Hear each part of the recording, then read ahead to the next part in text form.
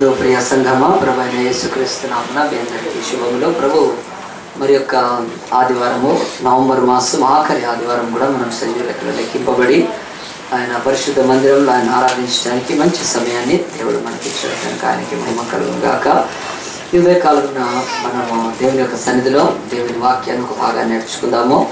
మరి ప్రత్యేకించి ఒక అంశాన్ని మనము నేర్చుకొని దాంట్లో మన బ్రతుకుని స్థిరపరచుకొని ఇంకా ఉన్నతమైన ఆత్మీయ స్థితికి ఎదగటానికి ప్రభు మనల్ని తన ఆత్మలో అభివృద్ధి కొరకు తన పరిశుద్ధ లేఖనాలను మనకి ఇచ్చాడు కనుక దేవుని యొక్క వాక్యంలో నుంచి ఒక సంగతి మనం తెలుసుకోవడానికి ముందు మరి సెప్టెంబర్ 11 మరి ఆ యొక్క 10/11 అనేది ఆ యొక్క అమెరికా దేశంలో ఒక భయంకరమైన బీభత్సకరమైన దినము. దాన్ని మరి ఆ యొక్క దేశము తట్టుకోలేనంత తీవ్రమైన ఉగ్రవాదుల యొక్క చర్య మరి జరిగింది. తర్వాత చాలామంది 5,000 మంది వరకు చనిపోయారు. అయితే మొన్న 10 సంవత్సరాలు మరి ఆ యొక్క చర్య లేకపోతే ఆ యొక్క విద్రోహుల యొక్క ద్వారా జరిగిన నష్టము, ఆ భయంకరమైన మారణ హోమం జరిగి 10 సంవత్సరాలు అయితే మరి అమెరికా దేశంలో ఒక సెలబ్రేషన్ చేసుకున్నారు. మరి ఆ తర్వాత ఆ విషయాన్ని గమనించినప్పుడు 10 సంవత్సరాల తర్వాత మరి ఆ జరిగిన ఆ యొక్క దాడి తర్వాత అమెరికాలో ఒక సింగిల్ బాంబు బ్లాస్ట్ కాలేదు. ఒక్క చోట కూడా మళ్ళీ బాంబు బ్లాస్ట్ కాలేదు. మరి ఇది ఆ దేశం ఉన్న ఒక గొప్ప అనుకోవచ్చు, ఇంకేదన్నా అనుకోవచ్చు. కానీ అలాంటి విషయాలను చూసినప్పుడు ఖచ్చితంగా మనము ఏదో నేర్చుకోవాల్సిన ఒక అంశం. మరి ఆ యొక్క 10 సంవత్సరాలు ఇంకా మళ్ళీ ఒక్క చోట కూడా అమెరికా అంత పెద్ద దేశంలో మళ్ళీ బాంబు బ్లాస్ట్ కాలేదు. మరి ఎందుకు కాలేదు అని అంటే మరి దాన్ని మనం నేర్చుకోవడానికి ఒక సంఘటన బైబిల్ చెప్తుంది. అది ఏంటంటే బైబిల్లో చాలా సంగతులు జరుగుతున్నాయి, జరిగిపోయినాయి. కానీ మానవుల జీవితంలో జరిగిన దాని విషయమైన అభిప్రాయం ఏంటంటే జనరల్గా మనుషులు చెప్పేది జరిగింది మర్చిపోవాలి, ఏదైనా జరిగితే దాన్ని మర్చిపోవాలి. ఎందుకనంటే కాలము మన యొక్క హృదయంలో ఆ జరిగిన దాని బాధను మెల్లగా తీస్తుంది. జరిగిన దాన్ని జ్ఞాపకం చేసుకుంటే ఇంకా నీ యొక్క మరి ఆ గాయం పెద్దదవుతుంది కనుక జరిగిన దాన్ని మర్చిపోవాలి అని మన దాంట్లో యొక్క గతం గతః అన్నారు. సరే, గతం గతః అనే మాట అది ఎట్లా ఉందో కానీ బైబిల్ అయితే ఒప్పుకోదు అట్లా. జరిగిన దాన్ని మర్చిపోవాలని ఒక చెప్తున్నారు. ఇక రెండవది చాలామంది ఏంటంటే జరిగిన దాన్ని బట్టి ఎక్స్ప్లాయిట్ చేయాలి. జరిగితే ఏదైనా పెద్ద గొడవ వేసుకొని కూర్చొని TV9 TV5 వాళ్ళ దగ్గర నుంచి పిలిచి దాన్ని రప్చర్ చేయాలి. సో ఈ రకాలైన ఉద్దేశాలలో నుంచి మనం బయటికి వచ్చి బైబిల్ చెప్తుంది జరిగిన దాన్ని విషయంలో మనం ఏం చేయాలి అది ఈరోజు నేర్చుకుందాం. నేను మళ్ళీ ముగింపులో వచ్చి చెప్తాను.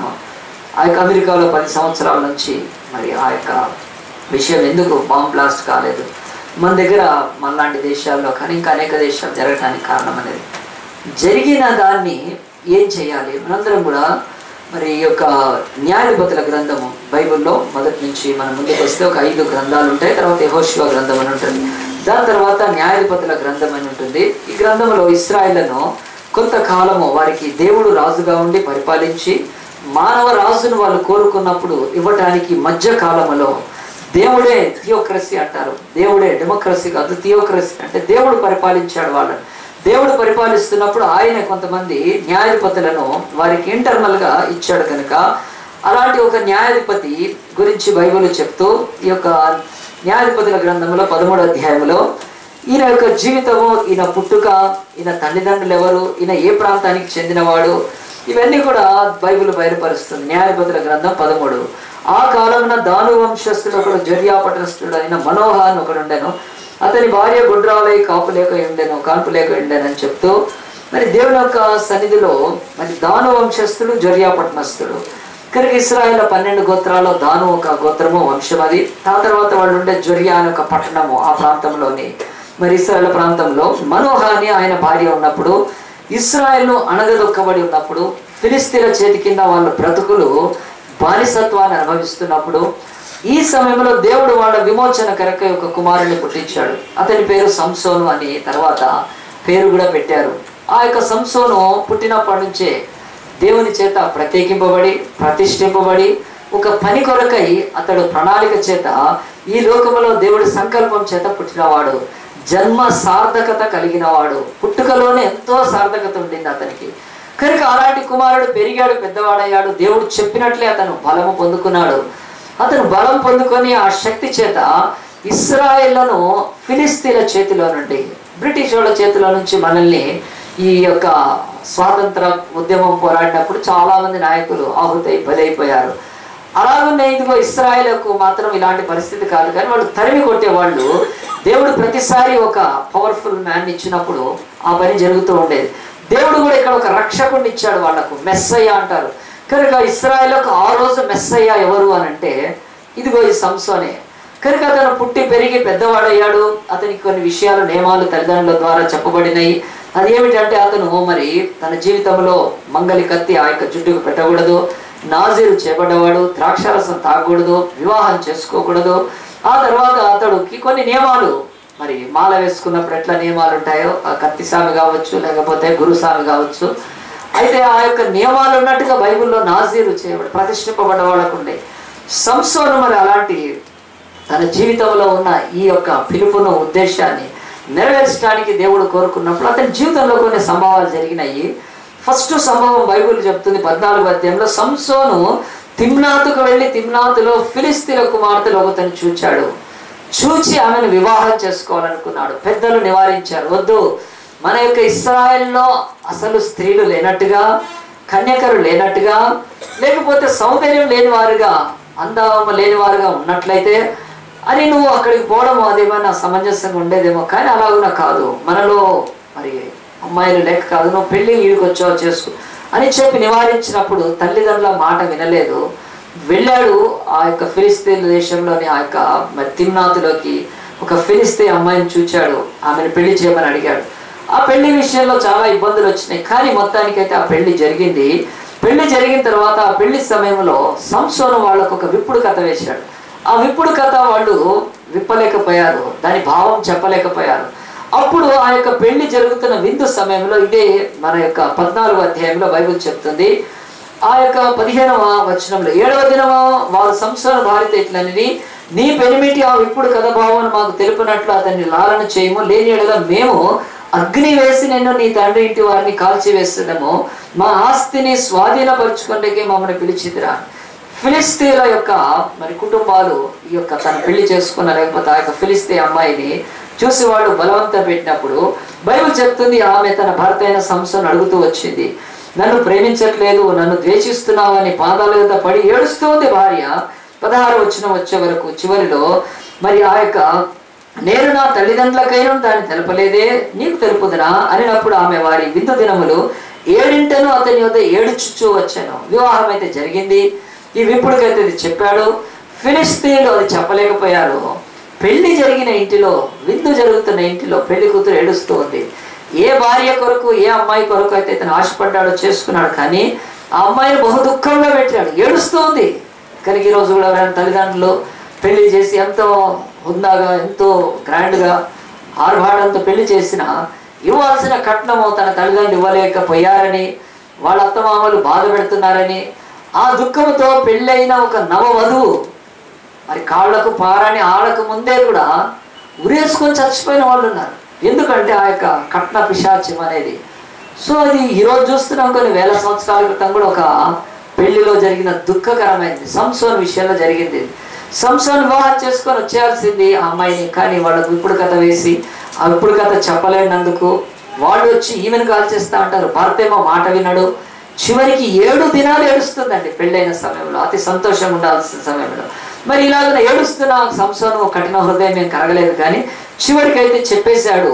మరి ఆ యొక్క ఏడుపు తట్టుకోలేక దాని భావం చెప్పినప్పుడు ఇశ్రాయేలీలు మరి ఫిలిస్తీన్లకు శత్రువులు. ఈ యొక్క సంసోను ఎప్పుడైతే ఆ విషయాన్ని ఫిలిస్తీరాలైన తన భార్యకు చెప్పాడో, ఆమె వెళ్ళి తన యొక్క ప్రజలకు చెప్పినప్పుడు, వాళ్ళ భావం చెప్పినప్పుడు, ఇతడు ఆ యొక్క బెట్టింగ్లో పెట్టిన ఆ యొక్క డబ్బు అతని దగ్గర లేదు. అతను వాళ్ళ దగ్గర నుంచి తీసుకోవాలనుకున్నాడు, కానీ ఇప్పుడు అతనే ఇవ్వాల్సి వచ్చింది. దానికి ఆ ఇప్పుడు కథకు పెట్టిన పెట్టు ఆ డబ్బు ఏదైతే ఉందో, కనుక దేవుని వాక్యం చెప్తుంది ఆ డబ్బు అతని దగ్గర లేదు. కనుక ఆయన అంటాడు చూడండి, 14వ అధ్యాయం 18వ వచనంలో, 7వ దినం సూర్యుడు అస్తమింపక మునుపు ఆ ఊరి వారు తేనె కంటే తీపైనదేది, సింహం కంటే బలమైనది అని అతనితో అనగా, నా దూడతో దున్నకపోయినట్ల నా విప్పుడు కథను విప్పలేక ఇందరని వారితో చెప్పాను. యెహోవా ఆత్మ అతని మీదకి మరలా రాగా అతడు అష్కెలోనుకు పోయి వారిలో 30 మందిని చంపి వారి సొమ్మును దోచుకొని తన విప్పుడు కథ భావమును చెప్పిన వారికి బట్టలనిచ్చాను. ఆ విప్పుడు కథ భావం చెప్పినప్పుడు పెట్టిన ఆ యొక్క పెట్టు ఆయన దగ్గర లేదు కనుక ఎవరినో చంపాడు. ఫస్ట్ తిమ్నాతుకు వెళ్ళి ఫిలిష్తీ స్త్రీని పెళ్లి చేసుకోవడం, మళ్ళీ ఆ పెళ్లి తర్వాత ఈ విప్పుడు కథను వేయడం, వాళ్ళని బాధ పెట్టడం, మళ్ళీ ఆ యొక్క భార్యని ఏడుపులో పెట్టడం, ఆ ఏడుపు అయిపోయినాక తను చెప్పడం, ఆ చెప్పినాక తన దగ్గర డబ్బులు లేకపోవడం, తను వెళ్ళి 30 మందిని చంపడం, మళ్ళీ తిరిగి రావడం. గొడవ అది చినికి అది తుఫానుగా మారిపోయిందండి. కానీ సంసోనికి ఇవేమీ పట్టి ఉండట్లేదండి. అతని బ్రతుకులో దేవుని వాక్యం చెప్తుంది, దేవుడు అతను ఒక మంచి న్యాయాధిపతిగా, ఇతని కంటే ముందు చాలా మంది తర్వాత కూడా న్యాయాధిపతులు ఏలారు, కానీ ఇతని జీవితంలో ఒక భయంకరమైన సంగతి కనిపిస్తుంది. మరి ఇలాంటి బాధల్లో ఉన్నప్పుడు తనకున్న మహా అఖండమైన శక్తి, ఆ యొక్క పరాక్రమాన్ని బట్టి దేవుని ఆత్మ ద్వారా గెలిచేవాడు అయిపోయింది. ఆ తర్వాత వాళ్ళని చంపి తీసుకుని వచ్చారు, అది పెద్దగా అయిపోయింది. ఆ గొడవతో తర్వాత ఈ యొక్క మరి బాధకు, ఫిలిష్తీల మీద అతను చేసిన ఈ దండుకు, ఈ సంహారానికి వాళ్ళు ఊరుకోలేదండి. వాళ్ళు ఈ యొక్క సంసోను భార్యను వాళ్ళ తండ్రిని ఇంట్లో పెట్టి కాల్చి పారేసేసారు. తర్వాత అధ్యాయంలో ఉంటుంది 15వ వచనంలో దేవుని యొక్క వాక్యము మనం కింద చూస్తే ఆ యొక్క 6వ వచనం, ఫిలిష్తీని ఎవడు చేసినని చెప్పుకొంచు మరి తిమ్నాతి నలుడైన సంసోను భార్యను ఆమె తండ్రిని తీసుకుని అతని స్నేహితుడికి ఇచ్చాను కనుక అతడు చేసి ఉండని చెప్పేది.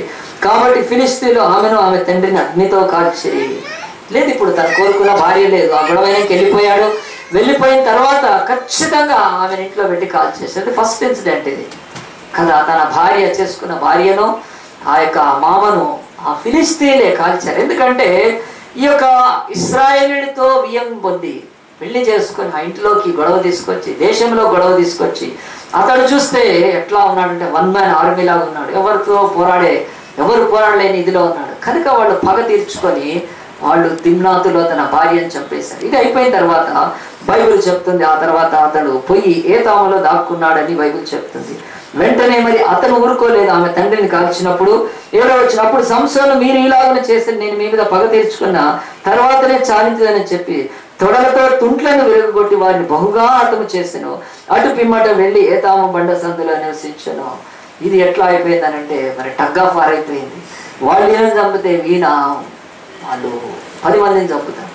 మళ్ళీ వెళ్ళి చాలామందిని ఈ కాళ్ళలో తొడలను ఇరిచేసి చాలామందిని చంపారు. బైబిల్లో నెంబరే రాయలేదండి, ఎంత మందిని చంపేశాడు. చంపేసి ఏం చేశాడంటే మళ్ళీ అంతకుముందు పెళ్లి చేసుకొని ఇంటికి వెళ్ళిపోయినట్టు, మళ్ళీ నక్కలు పట్టుకొని ఇంటికి వెళ్ళిపోయినట్టు, మళ్ళీ తుండ్లతో ఇరగొట్టి ఇంటికి వెళ్ళిపోతాడు. ఈసారి ఏతాములో దాక్కున్నాడు.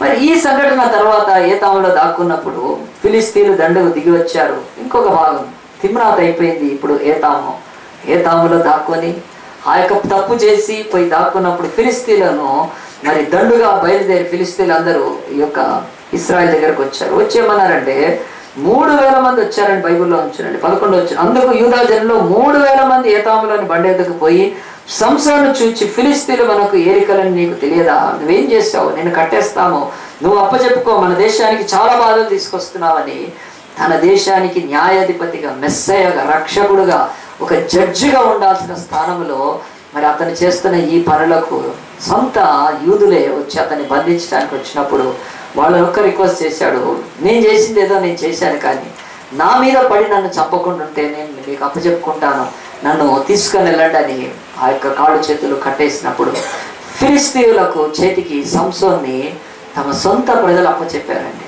ఏమి బుద్ధిహీనత, ఎంత భయంకరము! దేవుడు తన ప్రణాళిక చొప్పున ఇశ్రాయేలును ఫిలిష్తీయుల చేతిలోంచి విడిపించడానికి ఇస్తే ఇశ్రాయేలీలే ఈ యొక్క మరి సంసోన్ని వాళ్ళకు అప్పచెప్పారు. అప్పుడు కూడా మరి ఆ యొక్క సమయంలో వాళ్ళు పట్టుకొని పోతున్నారు, గొలుసులేసో ఏదో వేసి తీసుకొని పోతున్నారు కట్టేసినప్పుడు. మరి ఆ తర్వాత కొద్ది దూరం వెళ్ళిన తర్వాత వాళ్ళు అనరాని మాటలు అన్నప్పుడు, వాళ్ళు పలకగూడని మాటలు పలికినప్పుడు, యెహోవా ఆత్మకు దుఃఖం కలిగే మాటలు పలికినప్పుడు వెంటనే సంసోను మీదకి దేవుని ఆత్మ రావడము. ఇదే 14వ అధ్యాయంలో చూడండి, 15వ అధ్యాయంలో దేవుని యొక్క వాక్యం చెప్తుంది. వాళ్ళు 4వ వచనం తర్వాత అతడు లేహికి వచ్చే వరకు ఫిలిష్తీయులు అతన్ని ఎదుర్కొని కేకలు వేయగా యెహోవా ఆత్మ అతని మీదకి బలముగా వచ్చినది. అతని చేతులకు కట్టబడిన తాళ్ళు అగ్ని చేత కాల్చబడిన జనపనారలాయను.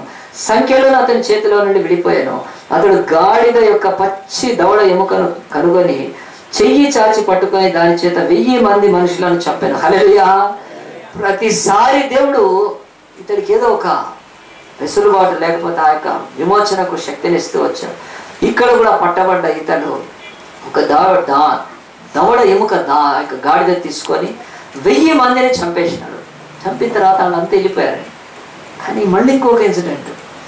మొదట మరి ఆ యొక్క తిమ్నాతు ఇన్సిడెంట్ అయిపోయింది. ఇప్పుడు 2 ఏతాం ఇన్సిడెంట్ అయిపోయింది.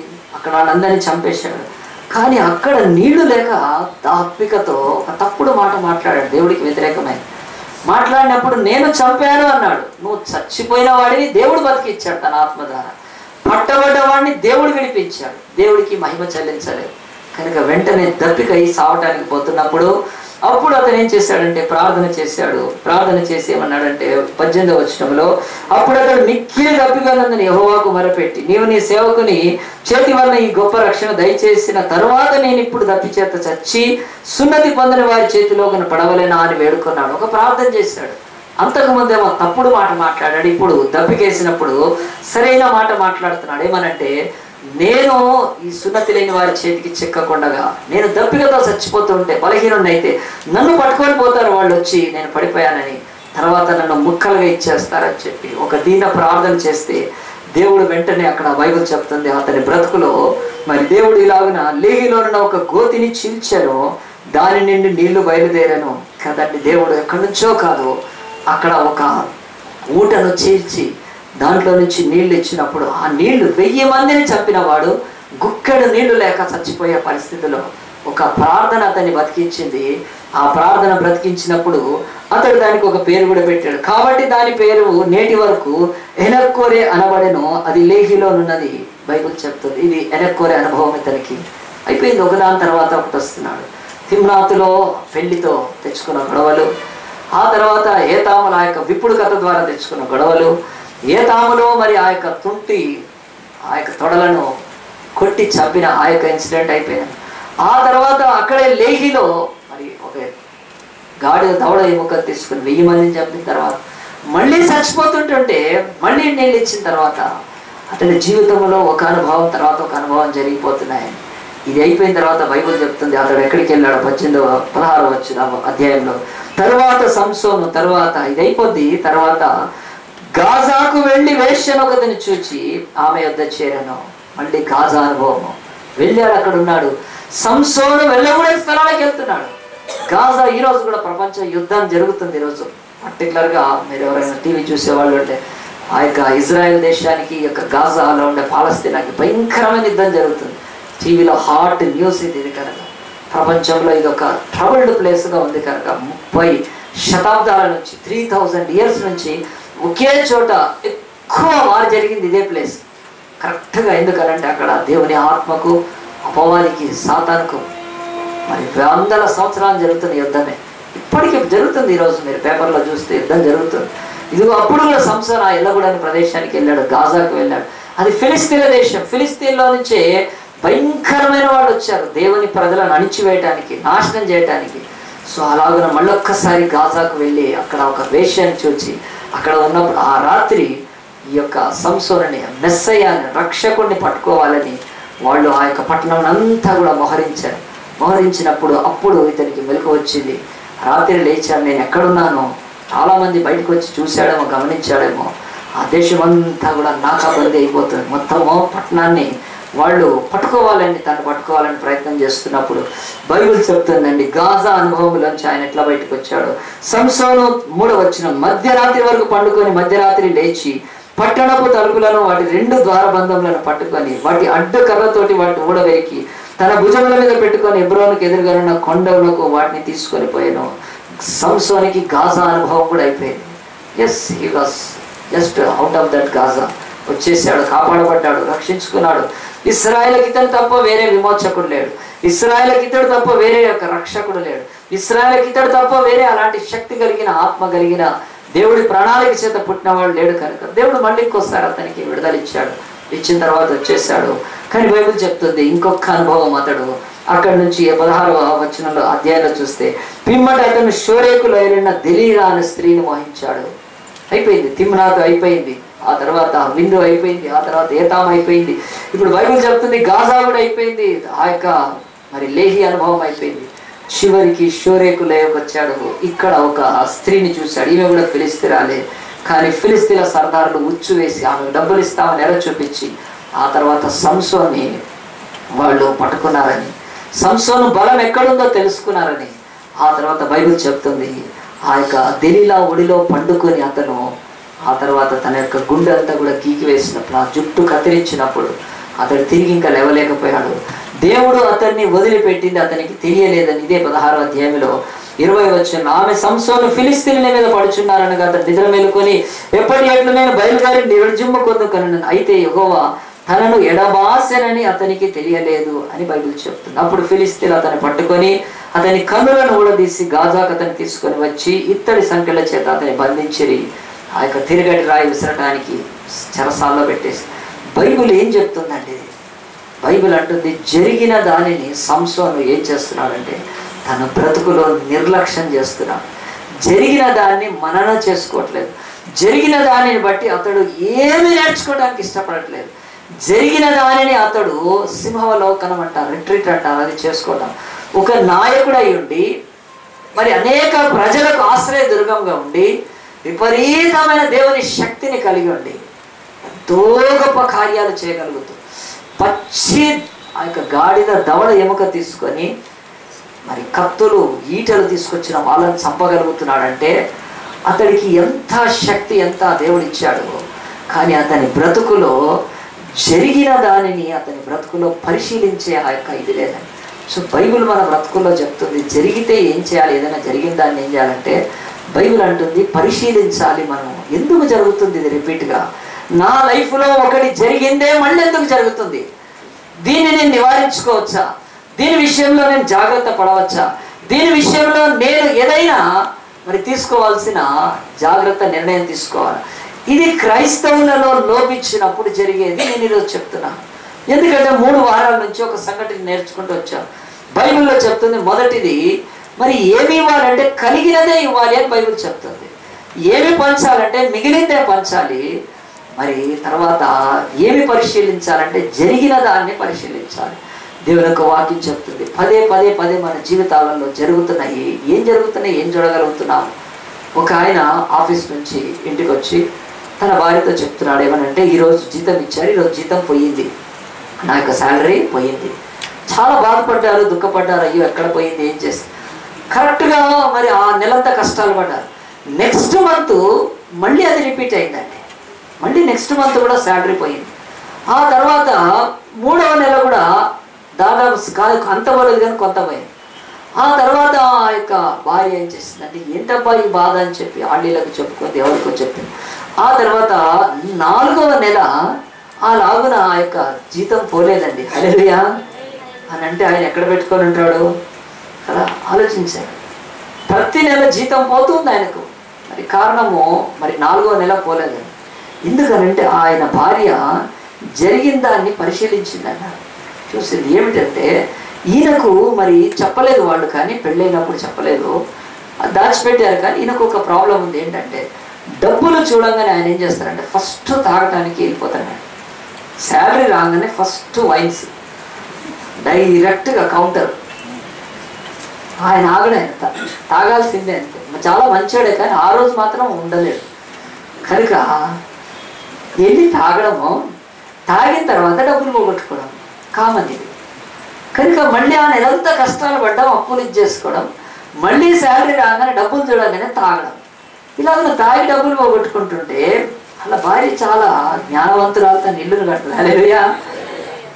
జ్ఞానవంతురాలు వైన్స్కి పోనీయదు కదా.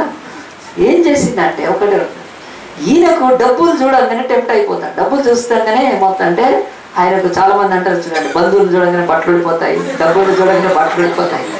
అట్లా ఈయన వీక్నెస్ అంటే ఆమెకు తెలిసింది.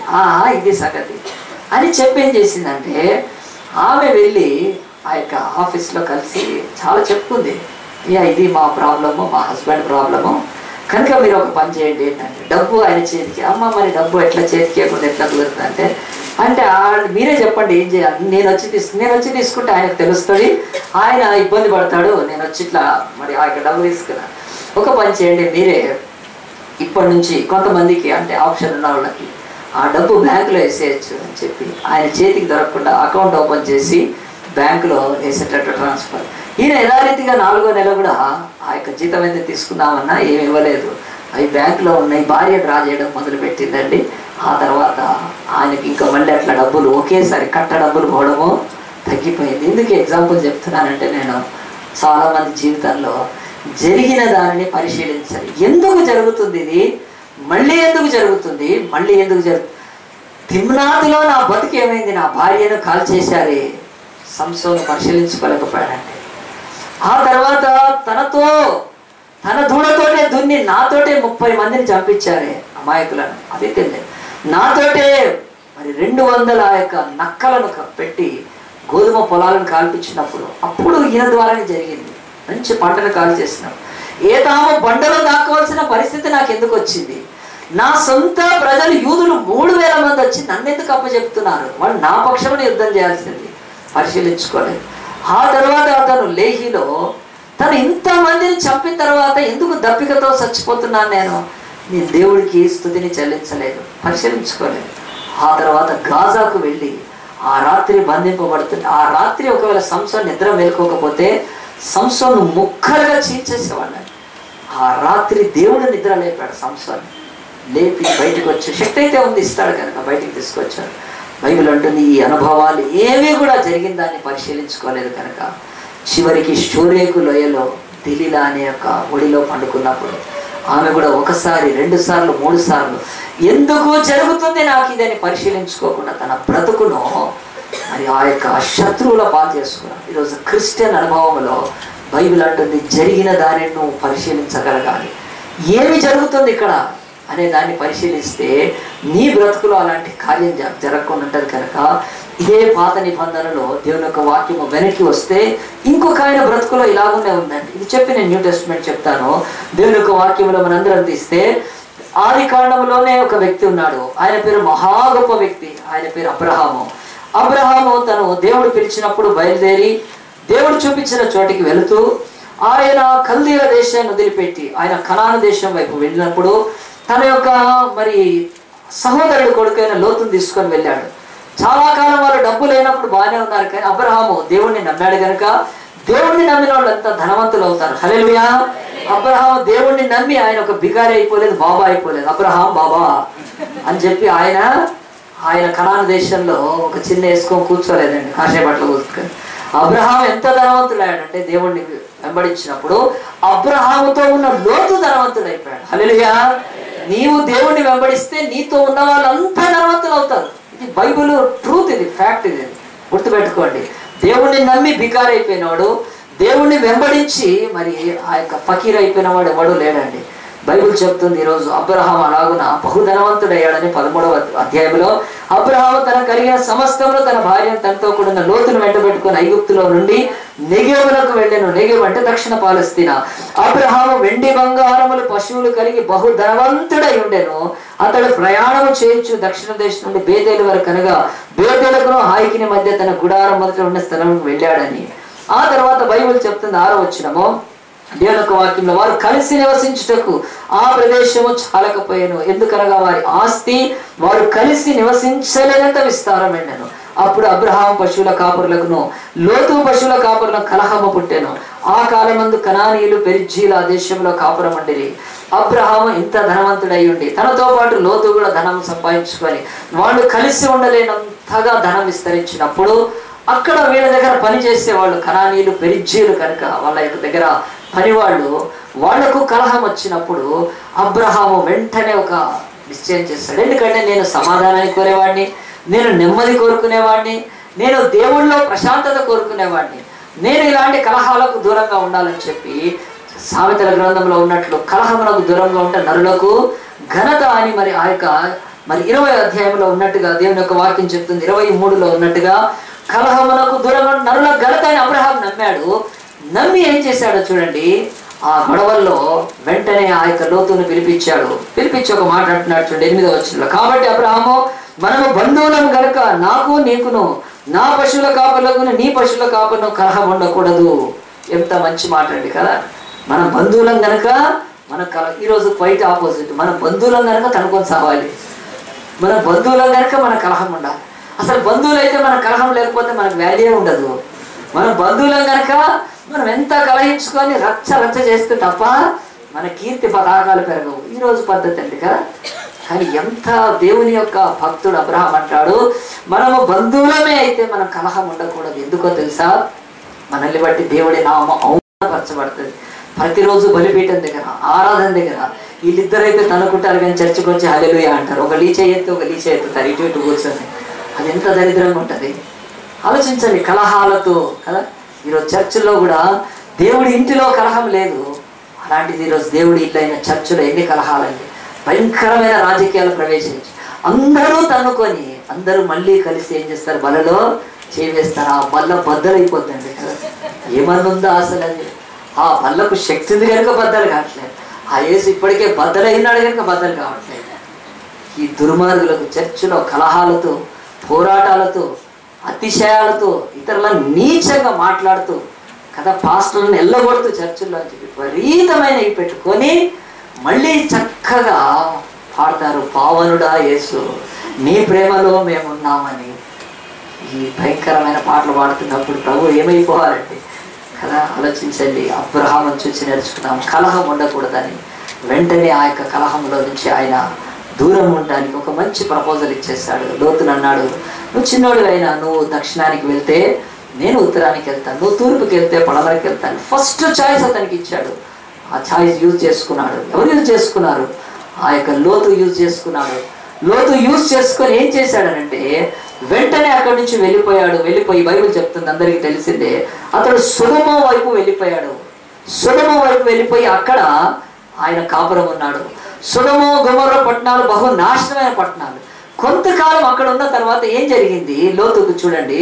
బైబిల్ అదే అధ్యాయంలో మీరు ముందుకు వస్తే దేవుని యొక్క వాక్యం 14వ అధ్యాయంలో ఆనాడు పెద్ద యుద్ధాలు జరుగుతూ ఉన్నాయి. ఆ యుద్ధాలు జరిగే సమయంలో బైబిల్ చెప్తుంది ఆ యొక్క సొదొమ గొమొర్రాల యొక్క రాజులు వచ్చి మరి లోతు ఉన్న ప్రదేశం మీద పడ్డారని 12వ వచనంలో, మరియు అబ్రహాము సహోదరి కుమారుడైన లోతు సొదొమలో కాపురం ఉండెను కనుక అతని ఆస్తిని పట్టుకొని పోగా తప్పించుకొని ఒకడు వచ్చి హెబ్రీయుడైన అబ్రహామునకు ఆ సంగతి తెలిపాను. బైబిల్ చెప్తుంది ఏం చేశారు వాళ్ళు వచ్చి అంటే మొత్తం ఆస్తి యావత్తును పట్టుకొని పోయారు. 11వ వచనంలో, అప్పుడు వారు సొదొమ గొమొర్రా ఆస్తి యావత్తును వారి భోజన పదార్థములన్నీ పట్టుకొని పోయి అని చెప్పి బైబిల్లో భార్యను పిల్లలతో సహా సమస్తాన్ని పట్టుకొని చెరలో పెట్టాడు. తీసుకెళ్ళిపోయి ఆ యొక్క కలర్లయమైన రాజు. ఆ సమయంలో మరి అబ్రహాము వెళ్ళి 318 మందితో యుద్ధం చేసి లోతును విడిపించుకొని తీసుకొచ్చినాక బైబిల్ అయితే చెప్తుంది లోతు అక్కడి నుంచి సొదొమ గొమొర్రాలో ఉన్నాడు. కొన్ని రోజులు ఆ తర్వాత అతని యొక్క జీవితంలో ఆకాశం నుండి అగ్ని కురిసే సమయం వచ్చినప్పుడు ఆ యొక్క లోతు సొదొమ గొమొర్రా పట్టణస్థులు బహు నీచులు పాపులైనప్పుడు సరే అబ్రహాము ప్రార్థన బట్టి బయటకు వచ్చి ఆయన తప్పించుకొని ఆ తర్వాత అతడు తన భార్య ఉప్పు స్తంభం అయిపోయాక అతడు తన జీవితంలో మరి ఆ యొక్క కుమార్తెల ద్వారా సంతానాన్ని కని ఈ భూమి మీద మోయాబు అమ్మోని అనే ఒక సంతానానికి మరి వారు ఆ యొక్క నాంది పలికారు. బైబిల్ చెప్తుంది లోతు జీవితము బైబిల్లో ఇలాంటి పరిస్థితుల్లోంచి వెళ్ళినప్పుడు అతడు ఏమాత్రం తన జీవితంలో ఏం జరిగిందో పరిశీలించట్లేదండి. అబ్రహాము ఎంతో తొందరగా మనకు కలహం ఉంది కనుక మనం ఈ విషయాన్ని పరిశీలించి దీన్ని మనం సరి చేసుకుందామని చూశాడు. లోతు వెళ్ళి పట్టబడ్డప్పుడు అబ్రహాము విడిపించిన తర్వాత అతడు ఒక్కసారైనా ఆలోచించలేదు. నేను నా యొక్క సహోదరుడు లేకపోతే తండ్రి సమానమైన అబ్రహాముతో ఉంటే నన్ను పట్టుకొని వెళ్ళేవాళ్ళ, నా ఆస్తి తీసుకొని వెళ్ళేవాళ్ళ, నా భార్యను తీసుకొని వెళ్ళేవాళ్ళ, నా పిల్లల్ని తీసుకొని వెళ్ళేవాళ్ళ, నన్ను చెరగా పట్టేవాళ్ళ, నాకు ఈ అవమానం జరిగేదా? ఒక్క విషయంలో అతను పరిశీలించుకోలేదు. ఈరోజు బైబిల్ చెప్తుంది మన జీవితాల్లో కూడా చాలాసార్లు తీవ్ర నష్టం జరిగినప్పుడు, విపరీతంగా మనం అవమానం పొందినప్పుడు, మనం బందీలుగా వెళ్ళినప్పుడు బుద్ధి పని చేయకపోతే ఏం పని చేస్తుంది ఇక మన లైఫ్లో. లోతుకైతే తన బ్రతుకుల యొక్క విచక్షణ లేకుండా పోయిందండి. మళ్ళీ వెళ్ళి సొదొమ గొమొర్రాలో కాపురం ఉన్నాడు కానీ రెండోసారి తప్పింపబడలేదండి. అతని బ్రతుకు అలాగా నాశనం అయిపోయిందని బైబిల్ చెప్తూ, అబ్రహాము పేరు బైబిల్లో కంటిన్యూ అవుతూ ఉంటుంది, కానీ లోతు పేరు అక్కడికి శబ్దమై ఆగిపోయింది. దేవుడు అంటున్నాడు, ఒక తీవ్రమైన అనుభవం నుంచి నిన్ను దేవుడు విడిపించినప్పుడు నువ్వు పరిశీలన చేసుకోవాలి. నేను అబ్రహాముతో దగ్గర ఉండాల్సిన వాడిని, నేనెందుకు సొదొమలో ఉంటున్నాను, నేనెందుకు లోతు ఆ యొక్క గుమరలో ఉంటున్నానని పరీక్ష చేసుకొని, తన ఇంటి వాడికి పెద్దవాడు కనుక, యజమాని కనుక, మన ఆస్తి పోయింది, మన సంపద పోయింది, మన బ్రతుకులో ఈ నిరాశని, అబ్రహామే రాకపోతే మనం బంధింపబడి ఉండేవాళ్ళం కదా. ఏమాత్రమైన విచక్షణతో ఆయన బయటకు వచ్చుంటే ఈ బైబిల్లో లోతు నుంచి ఎంత మంచి జనాంగాలు వచ్చేవండి. కానీ అక్రమమైన తండ్రికి కుమార్తెతో పుట్టిన కుమారుడు ఏమని పిలవాలి? తండ్రి అని పిలవాలా, తాత అని పిలవాలా? అంత నీచమైన దానికి, సంతానానికి నాంది పలకటానికి బైబిల్ అంటుంది, మన బ్రతుకుల్లో మనం ఉన్న చోట జరిగినవి పరిశీలించుకోవాలి. సంసోను వెళుతున్న చోటలో జరిగేది పరిశీలించుకోలేదు. ఈ యొక్క లోతు తను ఉన్న చోట ఊడ్చుకొని పోయినాక, తన రక్షణ, తన భద్రత నా చేతిలో లేదు, నేను అబ్రహాము దగ్గర ఉంటే మంచిది అని ఏమాత్రం అనుకున్నా, అతన్ని బట్టి బైబిల్లో ఇలాంటి ఒక భయంకరమైన సంఘటన జరిగేది కాదు. అబ్రహాముకున్న మనస్సు లోతులో లేకుండా పోయింది. అందు గురించి అంటారు, లోతు యొక్క జీవితం లోతు లేని జీవితం. కనుక ఈ రోజులంతా పైపైన ఎంతసేపు సొదొమ గొమొర్రాలో ఉండే ఆ యొక్క ఆటలు పాటలు, అక్కడున్న ఆస్తి, అక్కడుండే ఆ యొక్క క్రమశిక్షణ లేని తనము, అంత ఫ్రీడమ్ అదే చూస్తున్నారు. అబ్రహాము గుడారాల దగ్గర చాలా ఫ్రీడమ్ లేదు, డిసిప్లైన్ ఉంది, ఆరాధన ఉంది, వర్షిప్ ఉంది, ఒక క్రమశిక్షణ ఉన్నది.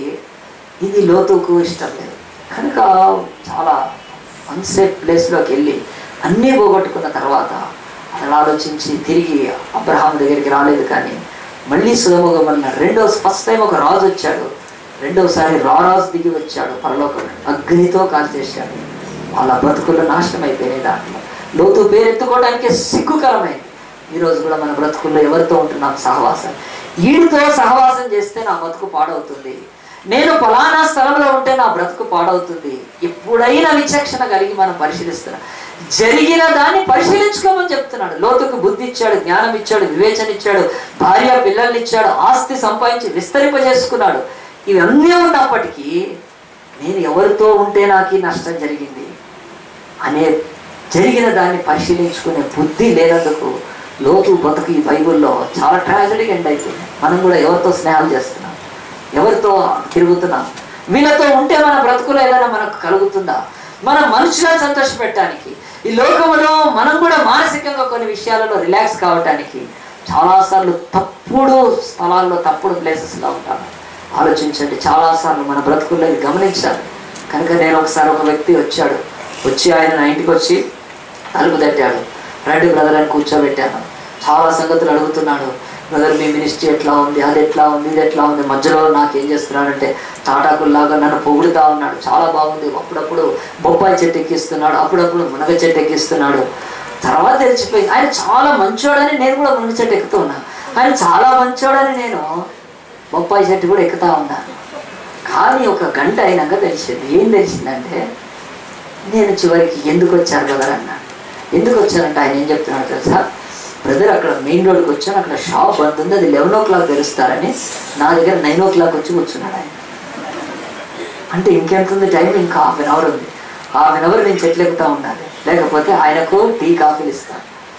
అప్పుడు గుర్తొచ్చాను ఏంటంటే, దాదాపు 5-6 సంవత్సరాల నుంచి రానివాడు ఈరోజు వచ్చి ఎక్కడో కూర్చున్న దగ్గర నా దగ్గర వచ్చి కూర్చున్నాడంటే ఆడు ఎంత ఎదవై ఉంటాడో నేను గుర్తుపట్టి ఆ తర్వాత ఫోన్ను కూడా డిలీట్ చేసి పారేశాడు, నంబర్ డిలీట్ చేశాడు. ఆ తర్వాత ఇంకా ఎందుకంటే నాకు అర్థమవుతుంది నా ఒక మంచి టైంను పాడు చేయడానికి వచ్చి జరిగిందాన్ని వెళ్ళిపోయిన తర్వాత ఇంకోసారి ఫోన్ చేసి ఉన్నారా ఇంట్లో అన్నా. నేను ఇంట్లో ఉన్నా కానీ బిజీగా ఉన్నానని చెప్పాను.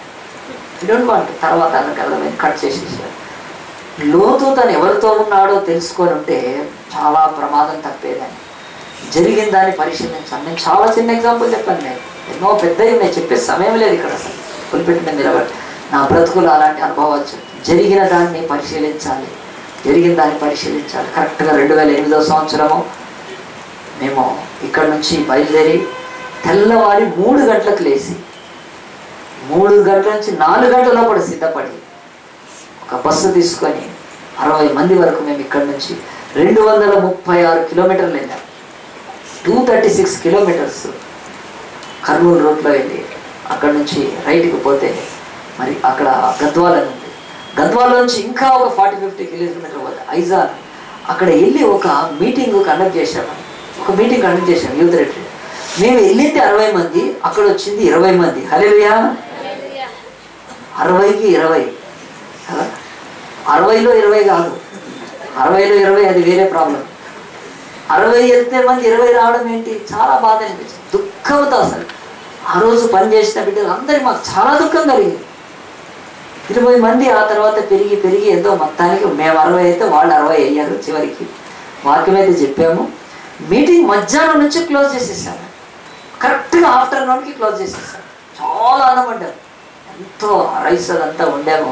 ఇక్కడ నుంచి అసలు 236 కిలోమీటర్స్ ఒక 60 మంది వెళ్ళి ఏం చేశామంటే ఆ రోజు మీటింగ్ అట్టర్ ఫ్లాప్ మీటింగ్. హల్లెలూయా. అయిపోయింది. చాలా బాధతోటి మీటింగ్ ముగించుకొని వచ్చేసాము.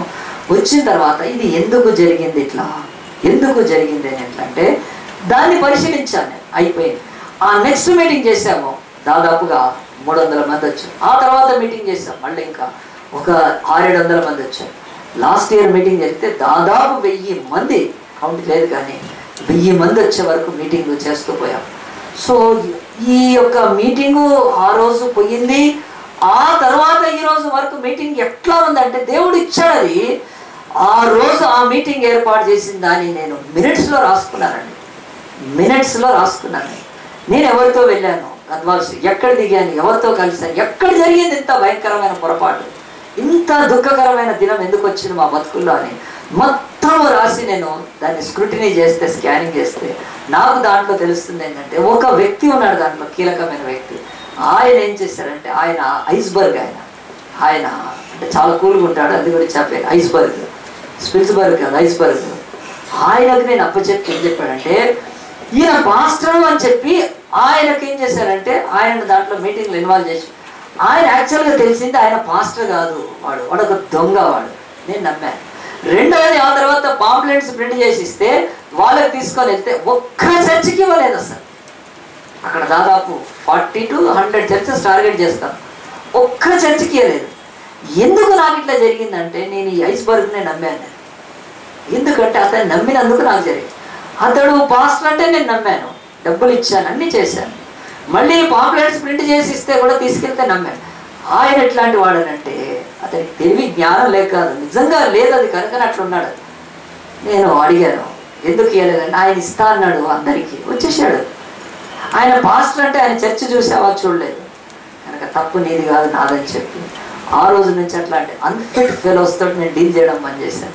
ఆ తర్వాత మీటింగ్స్లో సక్సెస్ అనేది దానికి కారణం ఏంటంటే నేను ఎవరితో ఉన్నానో వాళ్ళతో కూడా చాలా ప్రమాదం. నాకు లోతు సొదొమ గొమొర్రా ఉన్నాడు కనుక కథలోకి రాజుకు తెలీదు. సొదొమ గొమొర్రా లోతు అనే ఒక నీతిమంతుడు ఉన్నాడు. ఇతడు చాలా సర్వోన్నతులైన దేవుడి యాజకుడైన ఆ యొక్క మెల్కీసెదెకును కలిసి అబ్రహాముకు చుట్టం అవుతాడని కదర్లేం రాజుకి ఏం తెలియదు. పట్టుకొని తీసుకొని వెళ్ళిపోయాడు. అప్పటి నుంచి నాకు తెలిసింది, నేను కొంతమంది పర్సన్స్తో ఉంటే నా బ్రతుకులో ఇది తప్పదని వాళ్ళని అవాయిడ్ చేస్తూ పెట్టాను.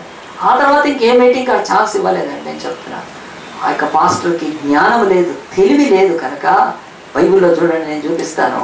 దేవుని యొక్క వాక్యంలో సామెతల గ్రంథం తీద్దాం అందరం కూడా.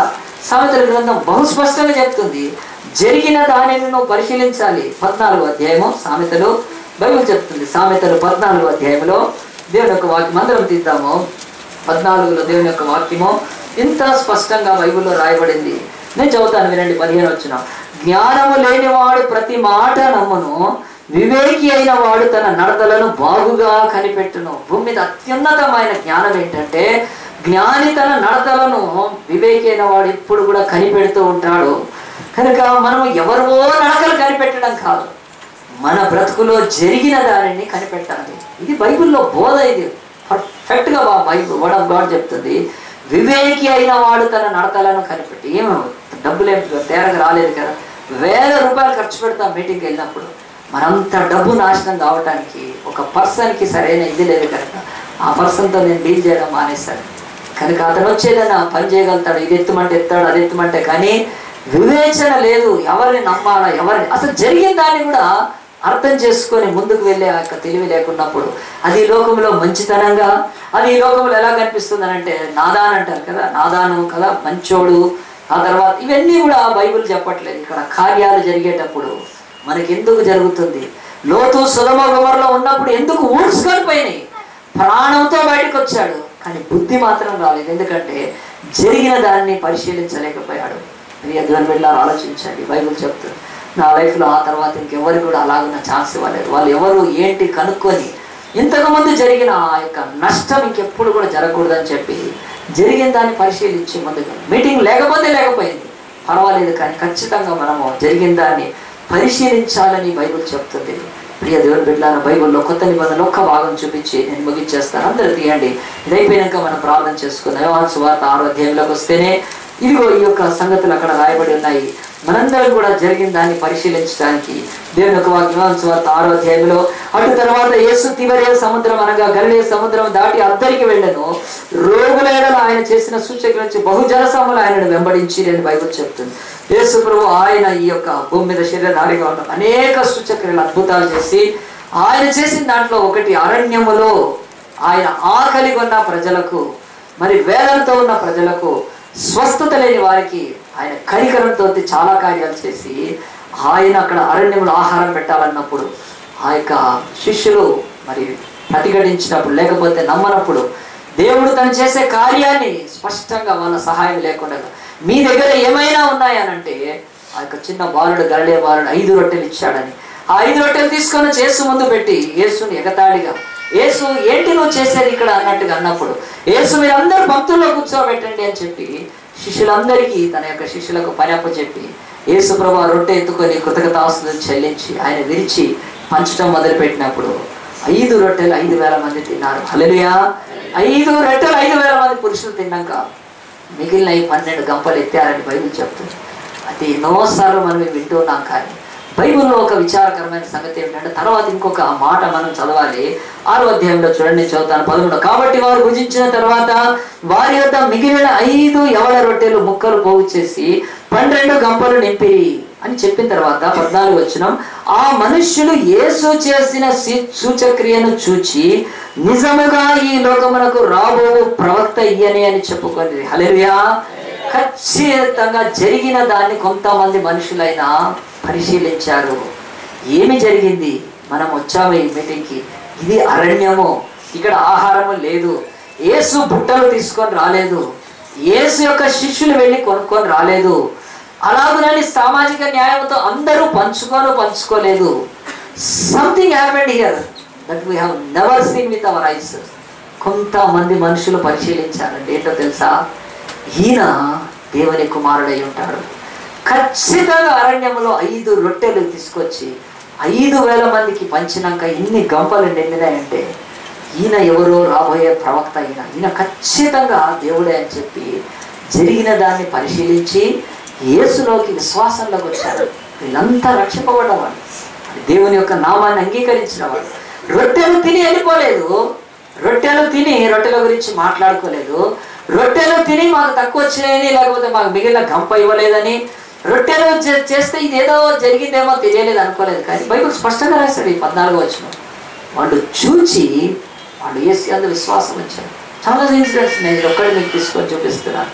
చాలాసార్లు మన దగ్గర ఏమి జరుగుతుందో జరిగిన దాన్ని మన మాటల్లో జరిగిన దానిని మనము చెప్పాలంటే లోకంలో పుకార్లు చేయడానికి, జరిగిన దాన్ని చాలాసార్లు మర్చిపోవటానికి, జరిగిన దాన్ని బట్టి చాలాసార్లు మనము రచ్చ చేయటానికి, అంటే దాన్ని పట్టుకొని చిన్న దాన్ని పట్టుకొని పెద్దగా చేసేయడం అదే ఇవి చేస్తున్నాం. కానీ ఎవరైనా వెహికల్ మీద వెళ్తూ ఉంటే తగులుతారు, తగలదని పెద్ద కూడా చేసేస్తారు, వాడు ఇంత తగలదు అక్కడ.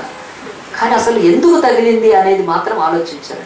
చాలామంది డ్రైవింగ్లో కూడా ఎందుకు పడిపోతూ ఉంటారు అని అంటే వాళ్ళు అంతకుముందు డ్రైవింగ్ చేస్తున్నప్పుడు వాళ్ళు ఏదైనా ఒక మిస్టేక్ జరిగినప్పుడు దాన్ని పరిశీలించుకోవాలి. సో నిన్న మొన్న పేపర్లో చూసాను, హైదరాబాద్లో ఎక్కువ యాక్సిడెంట్స్ ఎక్కడ అవుతున్నాయో 8 ప్లేసెస్ ఇచ్చారండి. 8 places. First Hayath Nagar, Vanasthalipuram, LB నగర్లో టాప్ 3లో ఉన్నాయండి. కనుక అలాంటి చదివినాక నేను ఆ ప్లేస్కి వెళ్ళినప్పుడు స్లో అవుతాను. ఎందుకంటే వాళ్ళు మన బుద్ధి, మన బ్రతుకు, ప్రాణం కొరకు చెప్తున్నారు. ఏదో పేపర్లో ఒక ఆర్టికల్ రాసి వదిలేరండి. 8 ప్లేసెస్ ఉంటే top 3 places Hayath Nagar, Vanasthalipuram, LB Nagar అని పేపర్లలో ప్రింట్ చేశారు. ఏదో తప్పు కాదు, ఆ ఏరియాస్లో అయినా యాక్సిడెంట్ ఎన్ని అయినాయో, ఇన్ని వందల యాక్సిడెంట్స్ అయినాయో చూసి రాశారు. అక్కడప్పుడు కూడా పెడతారు డేంజరస్ కర్వ్ అని చెప్పి. ఎందుకు పెడుతున్నారంటే జరిగిన దాన్ని పరిశీలించి మన సేఫ్టీ కొరకు పెడుతున్నారు. మనం మాటి మాటికి అలాంటి దుస్థితిలో పడకున్నట్లు మనల్ని హెచ్చరిస్తుంటారు. అయితే అన్నిటికంటే శ్రేష్టమైనది పరిశుద్ధ గ్రంథం చెప్తుంది, మీరు జరిగిన దానిని పరిశీలించాలి. రొట్టెలైతే తిన్నామో, మంచి రొట్టెలు, అద్భుతమైన రొట్టెలు, ఆహా ఓహో అని వెళ్ళిపోలేదు. కానీ బైబిల్ చెప్తుంది ఆ రొట్టెలు తిని ఈలాగున రొట్టెలు ఎప్పుడు పంచబడలేదు కదా, ఈలాగున రొట్టెలు ఎప్పుడు కూడా అభివృద్ధి చెందలేదు కదా. ఏ నరుడైనా ఈ పని చేయగలుగుతాడా? ఈయన నరుడు కాదు, ఈయన దైవ కుమారుడని నమ్మి విశ్వాసంలోకి వచ్చారని బైబిల్ అడుగుతుంది. జరిగిన దాన్ని ఏం చేస్తున్నాం? పరిశీలిస్తున్నాము. ఒక్క చిన్న ఇన్సిడెంట్ చెప్పి నేను ముగించేస్తాను. ఆయన పేరు రాబర్ట్ రైక్స్. ఆయన పేరు, ఆయన గ్లసెస్టర్ అని ఇంగ్లాండ్లో ఉంటాడు. ఆయన ఒక న్యూస్ పేపర్లో సబ్ ఎడిటర్. ఆ పని చేసుకుంటూ చక్కటి జీవితం జీవిస్తున్నాడు. ఆయన భార్య పేరు యానీ, ఆయన ట్రిగ్గేదో యానీ. ఆయనకు 8 మంది పిల్లలు, చక్కటి జీవితం జీవిస్తున్నారు, చక్కగా ఉన్నాడు ఆయన. కానీ ఆయనకు ఏమవుతుందంటే ఆదివారం వచ్చే వరకు భయంకరమైన గోల వాళ్ళ స్ట్రీట్లో, తన్నుకోవడము, తాగడము, ఆ తర్వాత నెమ్మది లేకుండా చేస్తున్నారు ఆదివారం. కనుక ఏంటబ్బా ఇదని చూశాడు. ఆ యొక్క గొడవ చేసేది పెద్దోళ్ళు కాదు, అంతా పిల్లలే. ఆ పిల్లలు గొడవ చేస్తుంటే వాళ్ళు తాగి కూడా ఉంటున్నారు. చిన్నపిల్లలు, ఆడపిల్లలు కూడా తాగి ఉంటున్నారు, విచ్చలవిడిగా ఉంటున్నారు. వాళ్ళంతా ఎవరు అని చూసి ఆయన చూస్తే ఏం చేయాలంటే, వాళ్ళు ఎవరికి దాదాపుగా తల్లిదండ్రులు లేరు. చాలామంది వాళ్ళ తల్లిదండ్రులు చచ్చిపోయారు. చాలామంది తల్లిదండ్రులు వాళ్ళ తల్లిదండ్రులు జైళ్ళల్లో ఉన్నారు. అలాంటి పరిస్థితులు ఆయన ఆలోచించాడు, ఏంటబ్బా ఇది అనుకున్నాడు. వాళ్ళ బ్రతుకుల్ని తీసుకొని ఆయన స్ట్రీట్లోకి వెళ్తే ఆడపిల్లలు వాళ్ళ విచ్చలవిడితనం, వాళ్ళ బతుకుని చూసి చాలా దుఃఖం. అసలు ఏమీ లేదు కూడా. తన ఇంటికి వస్తే తనకు కూడా ఆడపిల్లలు, తన ఇంట్లో ఎంత కేర్ తీసుకుంటాడు, ఎంత మంచి దుస్తులు, ఎంత మంచి ఆహారం, ఎంత మంచి ఎడ్యుకేషన్ తన పిల్లలకి ఇస్తున్నాడు. చాలా బాధపడ్డాడు. బాధపడ్డ తర్వాత కొన్ని నెలలు గడిచిపోయిన తర్వాత మళ్ళీ ఆ యొక్క ఇంగ్లాండ్లోని గ్లసెస్టర్ ఆ స్ట్రీట్లో ఎక్కడ కూడా గొడవలు లేవు. తగ్గిపోయినాయి. 4 నెలలు, 5 నెలల తర్వాత 6 నెలలు అయిన తర్వాత అసలు ఏ గొడవ లేదు. ముందు విపరీతంగా ఆ యొక్క బాధ అనుభవించేవాడు ఆయన. వాళ్ళ గోలకు వాళ్ళని ఎలాగొట్టలేము. ఎందుకంటే వాళ్ళు చాలా క్రైమ్ ఓరియంటెడ్ పీపుల్గా ఉండేవాళ్ళు. వాళ్ళ తల్లిదండ్రులు దొంగలు, లేకపోతే జైళ్ళలో ఉండేవాళ్ళు. అలాంటి పరిస్థితుల్లో ఒక 6 నెలల తర్వాత అది మొత్తం తగ్గిపోయిందండి. దానికి ఏంటి కారణం అని మరి గ్లసెస్టర్ కాక ఇంగ్లాండ్లో చాలా టౌన్స్ వాళ్ళు ఎంత ఈ బాధను అనుభవిస్తున్నారు. ఆ చిన్నపిల్లలు ఏం చేస్తారు, వాళ్ళంతా వారం అంతా కూడా వాళ్ళు ఒక స్లేవరీ లాంటి ఒక బానిస బతుకుతో కంపెనీలో పనిచేస్తారు. ఏమాత్రం ఆరోగ్యం సరిగ్గా కూడా అక్కడ కాపాడుకోలేని భయంకరమైన ఫ్యాక్టరీస్లో పనిచేస్తారు. 6 రోజులు పనిచేసి 7వ రోజు ఆ పిల్లలంతా ఇట్లా వీధుల్లో పడి అల్లరి చేస్తూ భయంకరంగా ఉంటే ఎవరు కంట్రోల్ చేయలేకపోయారు. కానీ 6 months తర్వాత కంట్రోల్ అయిపోయిందండి, చాలా మంచిగా అయిపోయింది. ఇది చూసి ఆ తర్వాత ఇంగ్లాండ్లో ఉండే ప్రతి టౌన్లో కూడా మనం కూడా అట్లా చేస్తే మన టౌన్స్లో ఈ యొక్క గోల ఉండదు అని చెప్పి చాలామంది దాన్ని అడాప్ట్ చేశారు. ఏంటో తెలుసా అండి, ఇది ఎప్పుడు జరిగిందంటే 1780లో 1780లో ఇంగ్లాండ్లో జరిగింది, బ్రిటన్ అనే దేశంలో జరిగింది. ఏమిటంటే రాబర్ట్ రైక్స్ ఆయన ఒక సబ్ ఎడిటర్ ఆయన ఏమాత్రం కూడా ఒక దైవ సేవకుడు కాదు, ఏమీ కాదు, పేపర్లో పనిచేస్తున్న ఆయన ఏం చేశాడంటే వాళ్ళ బ్రతుకుల్ని జరిగిన దాన్ని పరిశీలించాడండి. ఏ పని, వీళ్ళు ఎందుకు ఇలా ఉన్నారు? బేసిక్గా వాళ్ళు ఇంగ్లాండ్లో ఉన్నా కానీ వాళ్ళకి ఎవరికి యేసు ప్రభు తెలియదు, రక్షకుడు తెలియదు. వీళ్ళు ఇలాంటి పరిస్థితులు ఎందుకున్నారంటే తల్లిదండ్రులు అజమాయిషి లేదు, సగం మంది జైళ్ళల్లో వాళ్ళే భయంకరమైన స్థితి. వీళ్ళు ఇలాగ ఎందుకున్నారంటే పేదరికం కనుక 6 రోజులు పనిచేసి 7వ రోజు కూడా ఏదో కొంచెం ఎంజాయ్ చేయాలన్నట్టుగా అల్లరి చేస్తున్నారు, తాగుతున్నారు చిన్నపిల్లలైనా అని చూసి వాళ్ళ జీవితాల్లో యేసుక్రీస్తు లేడని ఆయన ఒక నిర్ణయం తీసుకున్నాడండి. 1780 జూలైలో ఆయన పొద్దున్నే ఆదివారం తెల్లవారు ఒక పెట్టాడండి. ఏమంటే సండే స్కూల్ అని పెట్టాడు. సండే స్కూల్ వాళ్ళకి ఎవరికి చదువు రాదు, అంత పేదలు వాళ్ళు. వాళ్ళకి చదువు నేర్పించుకోవడానికి మేము నేర్చుకోమనేవాళ్ళు. ఫస్ట్లో నీకు షూస్ లేవా, నేను షూస్ ఇస్తాను, వాళ్ళకి షూస్ ఇచ్చేవాడు. బట్టలు లేకపోతే బట్టలు ఇచ్చేవాడు. అలాగున్న బట్టలు షూస్ ఏదో కావాల్సిన ఇస్తూ ఆదివారం ఆయన చదువు నేర్పించి, చదువు తర్వాత మళ్ళీ ఏ text books academic books direct Bible చదవడం నేర్పించాడు వాళ్ళకి. బైబిల్ చదివి బైబిల్లో యేసుక్రీస్తుని తెలుసుకొని మనం ఇలాగున బతకాలి కదా అని చెప్పి వాళ్ళ జీవితాలను మెల్లగా మార్చుకోవడం మొదలుపెట్టి ఇట్లా తప్పు గోల చేయకూడదు, ఇతరులకు ఆటంకంగా ఉండకూడదు, అల్లరి చేయకూడదని ఆ పిల్లలంతా మారితే ఆయన SSS అంటారు, సండే స్కూల్ సొసైటీ అని ఒకటి స్టార్ట్ చేశాడు. ఆ సొసైటీ ద్వారా కొంత డబ్బు రేజ్ చేసి ఇంగ్లాండ్లో ఉండే ప్రతి టౌన్లో ఆయన సండే స్కూల్ స్టార్ట్ చేశాడు. సండే స్కూల్స్కి పితామహుడు అంటే ఇట్లా ప్రారంభమైంది సండే స్కూల్. సండే స్కూల్ టీచర్లకు తెలిసి ఉండాలి మాట. రాబర్ట్ రైట్స్ అనే ఆయన సండే స్కూల్కి పితామహుడు. ఆ తర్వాత ఈయన చేసిన ఈ మంచి పనిని చూసి గవర్నమెంట్ అవి కూడా ఏడిస్తూ చివరికి ఇంగ్లాండ్లో నుంచి అమెరికా, కెనడాలో కూడా ఈ యొక్క సండే స్కూల్ అనే ఈరోజు మన చర్చెస్లో ఉన్నది, అది విస్తరించింది. చివరికి ఆయన 1830లో చనిపోయాడు అనుకుంటా, ఆయన 1810లో చనిపోయాడు అనుకుంటా. ఆయన చనిపోయిన తర్వాత 1811లో చనిపోయాడు. కానీ 1831లో రాబర్ట్ రైట్స్ ఆ యొక్క స్టాచ్యూ అమెరికాలో పెట్టారు. నేను ఒక మ్యాగజైన్లో చదివాను. నేను ఈయన గురించి చదువుతున్నప్పుడు ఎంత గొప్ప ప్రేరణ పొందాము. Changing lives through Christ, Robert Raikes అని చెప్పి, the story of Sunday school. Robert Raikes ఆయన ఫోటో కూడా లేదు, అప్పట్లో ఉన్న వరకు వేశారు. నాటికలు చదివినప్పుడు ఈయన తన జీవితంలో నా పిల్లలు బాగున్నారు, నేను బాగున్నాను, ఇక్కడ గొడవ అవుతుంది, ఇక్కడ గొడవ జరుగుతుంది, నేను ఇంకో చోటికి వెళ్ళిపోవాలి అని రాబర్ట్ రైట్స్ అనుకోలేదు. కానీ ఒకటి ఆలోచించాడు, జరిగిన దాన్ని ఆయన వీళ్ళ జీవితాల్లో క్రీస్తు లేడు, వీళ్ళకు క్రీస్తుని ప్రకటిస్తే మారుతారు, వీళ్ళ జీవితాలలో పేదరికం ఉంది, కొద్దిగా సహాయం చేస్తే మారుతారు. మారి వాళ్ళందరినీ సంపాదించుకున్నాడండి. ఈ కథ కాదు, ఇది వాస్తవం కనుక చెప్తున్నాను. ఒకవేళ నెట్లో కూడా ఉంటే ఉండొచ్చు రాబర్ట్ రైట్స్ పేరు. ఆలోచించండి ప్రియ దేవుని బిడ్డలారా, ఎందుకు నేను మాటలు చెప్తున్నానంటే మన బ్రతుకుల్లో జరిగిన దానిని పరిశీలించినందుకు చాలాసార్లు రిపీట్ అవుతున్నాయి. ఎందుకు మాటి మాటికి అనారోగ్యం వస్తుంది? బహుశా నువ్వు ఆరోగ్య విషయంలో నువ్వు పరిశీలన చేసుకో. ఎందుకు ప్రతిసారి అప్పుల పాలైపోతాం? ఇది కూడా తెలుసుకోవాలి. మన జీవితాలు ఎందుకు అప్పుల పాలవుతాం? ఎందుకు మన ఇంట్లో ఎప్పుడు గొడవలు ఉంటాయి? ఎందుకు సమాధానం లేకుండా? ఎందుకు మనం చాలా మంది మనుషులతో సమాధానం ఉండలేక, వాళ్ళలోన ప్రాబ్లం మనలోనా? ఆలోచించుకోవాలి. ఎందుకు చాలాసార్లు 5 నిమిషాల కంటే ఎక్కువ ప్రార్థన చేయలేము? ఎందుకు చాలాసార్లు బైబిల్ చదవలేము మనం? అలాగే బైబిల్ ఇవన్నీ దాటితేనే కదా ఎందుకు ఈ లోకంలో రాబర్ట్ రైట్స్ లాగా మనం ఏమని చేయగలుగుతాం? చాలాసార్లు మన బ్రతుకుల్లో లోతు యొక్క నిర్లక్ష్యము, జరిగిన దాన్ని పరిశీలించే బుద్ధి లేనందుకు, సంసోను లాగా జరిగిన దాన్ని పరిశీలించే ఆ యొక్క సమయము శ్రద్ధ లేనందుకు, తిమ్నాతు నుంచి ఆయన ఏతాము నుంచి, ఆయన తర్వాత లేహీలో నుంచి, ఆ తర్వాత గాజాల నుంచి ఒక్క అనుభవం నేర్చుకోలేకపోయాడు సంసోను. మహాశురుడు గుడ్లు వీకి అతన్ని గుండు గీకి తిరగటి రాత్రి విసర్జన చేశారంటే కారణం అది బైబిల్ చెప్తుంది. జరిగిన దాన్ని పరిశీలించాలి. మీరు ఒక్క మాట బైబిల్లో చూపిస్తాను చూడండి. దేవుని యొక్క వాక్యం చెప్తుంది, మనందరి బ్రతుకుల్లో యేసుక్రీస్తును సిలువ వేసేశారు. యేసుక్రీస్తును సిలువ వేసినప్పుడు అక్కడ చాలా మంది ఉన్నారు, ఒకళ్ళు కాదు, ఇద్దరు కాదు, వేల మంది, 20 lakhs ఉన్నారంటే ఆ రోజు పస్కా పండుగ కనుక 20 లక్షల మంది ఆ పట్టణానికి వచ్చారు, యెరూషలేముకి. యేసును అదే రోజు సిలువ వేసేసారు, పస్కా పండుగ రోజు, మహాపస్కా రోజు. ఆయనను సిలువ వేసినప్పుడు ఎంతో మంది వచ్చారు. మత్తయి సువార్త ఆఖరి అధ్యాయం కంటే ముందు 27వ అధ్యాయంలో ఈ మాటలు రాయబడ్డాయి. ఆ యొక్క మత్తయి సువార్త 27వ అధ్యాయంలో మరి యేసు ప్రభువుని పరిహాసం చేశారు, యేసు ప్రభువుని ఎగతాళి చేశారు, యేసు ప్రభువుని తూలనాడారు, సిలువ చేశారు. యేసు ప్రభు సిలువ దగ్గరకు వచ్చి ఆయనను హింసించారు, బాధ పెట్టారు. ఇవన్నీ అయిపోయినాయి. ఇదే మత్తయి సువార్త 27వ అధ్యాయంలో 45వ వచనం బైబిల్ మధ్యాహ్నం మొదలుకొని 3 గంటల వరకు ఆ దేశం అంతటి నుంచి ఇక్కడికి కమ్మెను. ఇంచుమించు 3 గంటలప్పుడు యేసు ఏలీ ఏలీ లామా సబక్తాని బిగ్గరగా కేసాను. ఆ మాటకు నా దేవా నన్ను ఎందుకు చేయి విడిచితివి అని చెప్పాడు.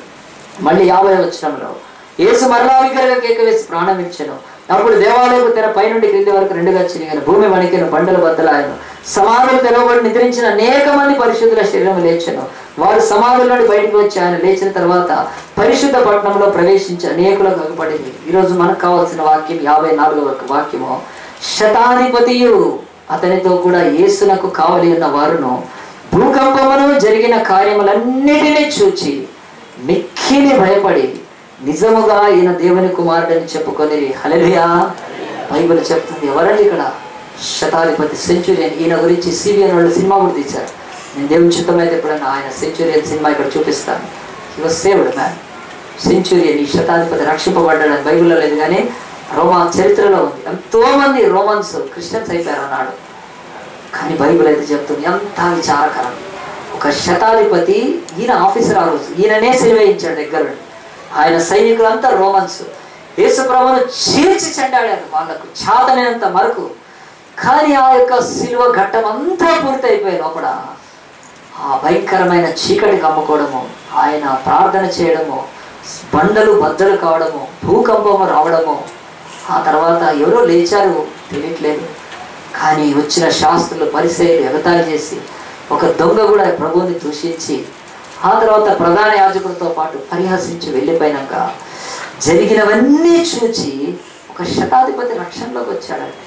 బైబిల్ అడుగుతుంది, ఈరోజు నీ బ్రతుకులో చర్చిలో ఎన్ని జరుగుతున్నాయి, నీ బ్రతుకులో యేసు నీకు రక్షణ ఇవ్వడానికి ఎన్ని చేస్తున్నా, నువ్వు జరిగిన దాన్ని చూచి ఒకవేళ రక్షణ పొందలేకపోతే, జరిగిన దాన్ని చూచి నీ బ్రతుకును పరిశీలించుకొని కాపాడుకోకపోతే, బైబిల్ అంటుంది మనము ఆ యొక్క యోహాను సువార్త 6వ అధ్యాయంలోని 3వ భాగాన్ని మిగిలిపోతామేమో. కలిగిన దానిని ఇచ్చాడు 5 ఏళ్ల బాలుడు, మిగిలిన దాన్ని యేసు పంచాడు. కానీ జరిగిన దాన్ని పరిశీలించి అనేకులు దేవుని యొక్క రక్షణ వచ్చారండి. అందు గురించి హోషేయ గ్రంథము 6వ అధ్యాయంలో 10వ వచనంలో ఇలాగనే చెప్తుంది. హోషేయ గ్రంథం 6వ అధ్యాయం 10వ వచనము, దేవుని యొక్క వాక్యం మన మీద నేర స్థాపన చేస్తున్నప్పుడు, ఇశ్రాయేలు వారిలో 7:10 హోషేయ గ్రంథం 7:10లో ఇశ్రాయేలుకున్న అతిశయాస్పదము అతని మీద సాక్ష్యము పలుకును, ఇంత జరిగినను వారు తమ దేవుడైన యెహోవా యొద్దకు తిరగక ఉన్నారు.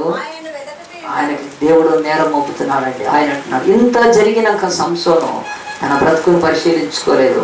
తన యొక్క భార్య పిల్లల్ని ఆహారాన్ని అన్నిటి కూడా తీసుకొని పోయినా లోతు మాత్రం కాపాడబడలేదు. కనుక దేవుడు అంటాడు, ఇది జరిగినాక కూడా మీరు తిరగట్లేదంటే, పరిశీలించుకోవట్లేదని బైబిల్ చెప్తాను. అందరం తలలు వంచి దేవుడి సన్నిధిలో ఒక్క నిమిషం ప్రార్థన చేసుకుందాం. దేవుడి సన్నిధిలో ఈరోజు మన బ్రతుకుల్లో, మన జీవితాలలో నిజంగా జరిగిన దాన్ని పరిశీలిస్తున్నామా? యేసు సిలువ దగ్గరకు వచ్చి సిలువను చూచి ఎగతాళి చేసి పరిహాసం చేస్తున్నారు తప్ప, ఆ సిలువ రక్తం మనల్ని కడుగుతుందని, ఆ సిలువలోని గాయాలు మనల్ని స్వస్థపరుస్తాయి, ఆ సిలువలోని బంధకాలు మనకు విడుదలిస్తాయి, ఆ సిలువలోని పేదరికము మనకు ధనాన్ని ఇస్తుందని, ఆ సిలువలో యేసు తన్ను తాను అప్పచెప్పి లోబడింది ప్రతి అధికారం కింద నుంచి మనల్ని విడిపిస్తాడని, సిలువలో నుంచి సిరులు ఈరోజు ప్రపంచం అనుభవిస్తుంటే, ఇంకా ఒక గుడ్డి క్రైస్తవుడిగా ఈ బ్రతుకులో సమాధానం లేకపోతే, ఏదో న్యాచురల్గా టీవీ పెట్టుకోనో ఏదో కొద్దిసేపు పాటలు విని అనుకుంటున్నావే తప్ప నీ లైఫ్లో ఎందుకు సమాధానం ఉండట్లేదు? పరిశీలించుకుంటున్నావా? నీ జీవితంలో డబ్బు ఎప్పుడు కొలవగా ఉంటుంది. ఎందుకు ఉంటుంది? ఎప్పుడు అప్పులు ఎందుకు చేస్తున్నావు? ఎప్పుడైనా నీ బ్రతుకుని పరిశీలించుకున్నావా? విషయంలో నీ జీవితంలో ఎల్లప్పుడూ కూడా ఇతరులతో కలహాలు ఉంటాయి. ఎందుకు కలహం ఉంటుందని పరిశీలించుకున్నావా? దేవుడు స్పష్టంగా అడుగుతున్నాడు, జరిగిన దాన్ని పరిశీలించాలి. మన జీవితాల్లో జరిగిన దాన్ని పరిశీలించకపోతే మన బ్రతుకుల్లో నిజంగా చాలా నష్టపోతాము. యేసు కూడా ఆయన జరిగిన దాన్ని పరిశీలించేవాడు. అడిగాడు తన శిష్యుల్ని, ఏమని అడుగుతున్నాడు? నా గురించి ఈ యొక్క ప్రజలు ఏమనుకుంటున్నారు అంటే, నువ్వు యోనావని, నువ్వు ఏలియావని ఇవ్వబో అంటున్నారు. యేసు కూడా ఆయన చూస్తున్నాడు. ఆయన చేసిన కార్యాలన్నింటినీ యేసుక్రీస్తే పరిశీలించుకున్నప్పుడు, ఆఫ్టర్ ఆల్ మనము దేవుడి కుమారుడే. తన జీవితంలో జరిగిన ప్రతి సంఘటన పరిశీలించుకుంటూ ముందుకెళ్ళినప్పుడు మనము మానవ మాత్రులము మన లైఫ్లో పరిశీలించు. ఎందుకు ప్రతిసారి ఫెయిల్ అవుతున్నాం? మనం సరిగ్గా సమయాన్ని సద్వినియోగపరచుకోవట్లేదు. ఎందుకు వచ్చిన సంబంధాలన్నీ వెళ్ళిపోతున్నాయి? పరిశీలించుకోవట్లేదు.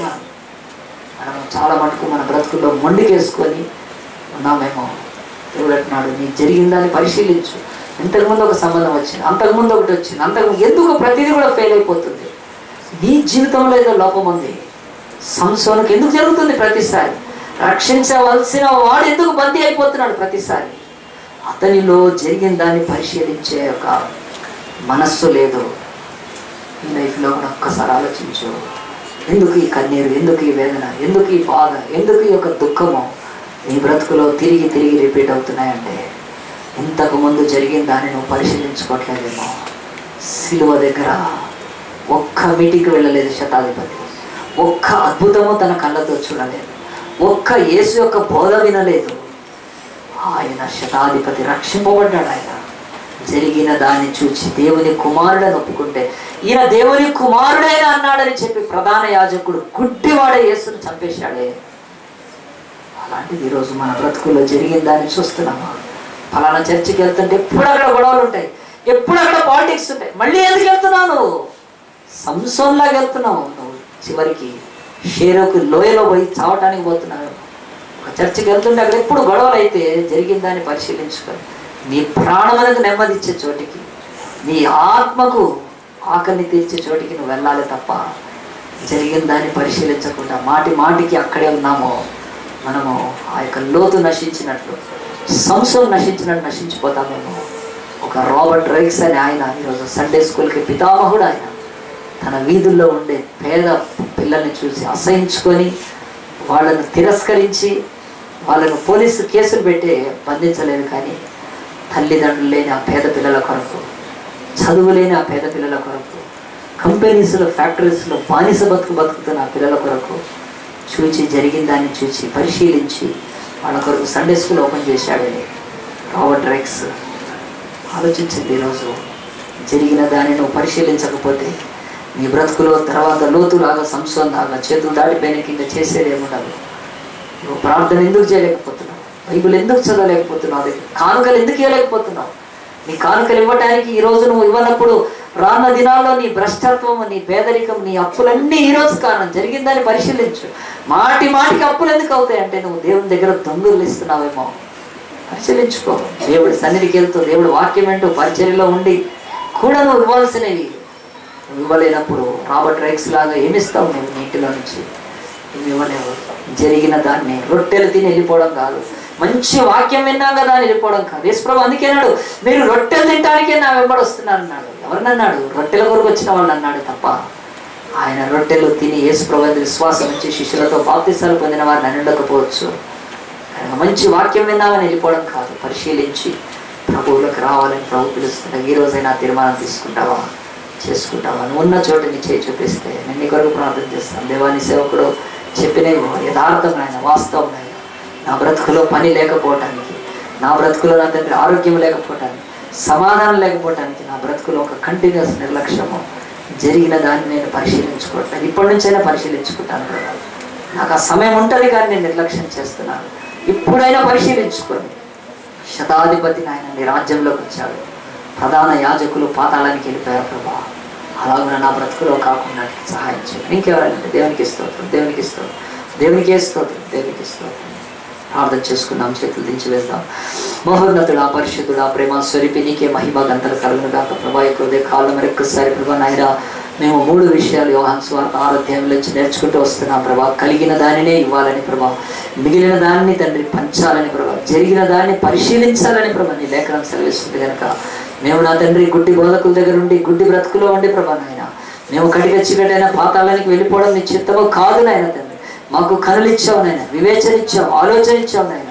సామెతలు 14:15 ప్రకారం నాయన వివేకము గలవాడు తన నడతలను నాయన పరిశీలించుకుంటాడని, బాగుగా కనిపెడతాడని ఉంది కనుక నిజంగా నాయన తండ్రి ప్రతి విషయాన్ని పరిశీలించే ప్రభా, ముఖ్యంగా జరిగిన దానిని ప్రభా నాయన, గతం గతహ అనేది ప్రభా నాయన అది బైబిల్కు నాయన ఉండదు. వెనకున్నాయి మరవాలి కానీ ప్రభా నాయన అసలు వెనక ఏమి జరిగినాయో పరిశీలించుకొని ముందున్న మా యొక్క తండ్రి కనాను మహాపట్టణానికి మేము చేరుకుంటాను. మళ్ళీ మళ్ళీ మేము నాయన తృణీకరింపబడి నాయన ఓడిపోయినా తండ్రి నీకు దూరం కాకున్నట్లు ఎల్లప్పుడూ మా బ్రతుకులను పరిశీలించుకునే కృపను మాకు దయచేయండి. వాక్యం ద్వారా, లేఖనాల ద్వారా, అయ్యా బోధ ద్వారా ప్రభా, ఇతరుల జీవితాల ద్వారా, జరిగిన అనుభవాల ద్వారా ప్రభా ప్రతిసారి మేము పరిశీలించుకుంటున్నాయన. పడిన చోటే 10 సార్లు పడుతూ తండ్రి అవమానం పొందటం కాకుండా పడిన చోట ఎందుకు పడ్డామో లేచి నిలబడి మళ్ళీ ఎప్పుడు పడకుండానట్లు నాయన మా బ్రతుకులను బహు సమీపంగా పరిశీలించుకుంటున్నాయన. ఈ రాజ్యంలోకి మా ముందుకు రాగొట్టకు సహాయం చేయండి. ఇదిగో చేతులైతే బిడ్డలైతే ప్రభా నాకు తీర్మానం చేసుకున్నారు. వారు నిశ్చయంగా ప్రభా తండ్రి ఇప్పటి నుంచి జరిగిన దాన్ని పరిశీలించు నా తండ్రి అంతకంతకు జ్ఞానులై, వివేకులై, ఆత్మలో ఆలోచన కలిగిన వారే ప్రభా నీ బిడ్డలై ప్రభా నీ సొత్తుగా నీకు సాక్షులుగా నిలబట్టకు నాయన నీ కార్యం జరిగించండి ప్రభా. ఇక నైనా ప్రభా నాయన తమ జీవితంలో ఎక్కడ ఓటమి ఉందో దాన్ని జయించడానికి తగినంత ఆత్మ జ్ఞానాన్ని వారు పరిశీలించుకోవటంలో సహాయం చేయాలి తండ్రి. చెప్పబడిన వాక్యాన్ని ప్రభా, విత్తబడిన వాక్యాన్ని ప్రభా నారు కట్టి నీరు పోసిన నిరంతరంగా మీరే ఫలింపచేయాలి. మహిమ నీకే, ఘనత నీకే ఆరోపించుకుంటూ ఈ కొద్ది మనవులను ప్రార్థన మా ప్రభు రక్షకుడైన యేసు పరిశుద్ధ నామాన్ని బట్టి అడిగి వేడుకుంటున్నాము తండ్రి.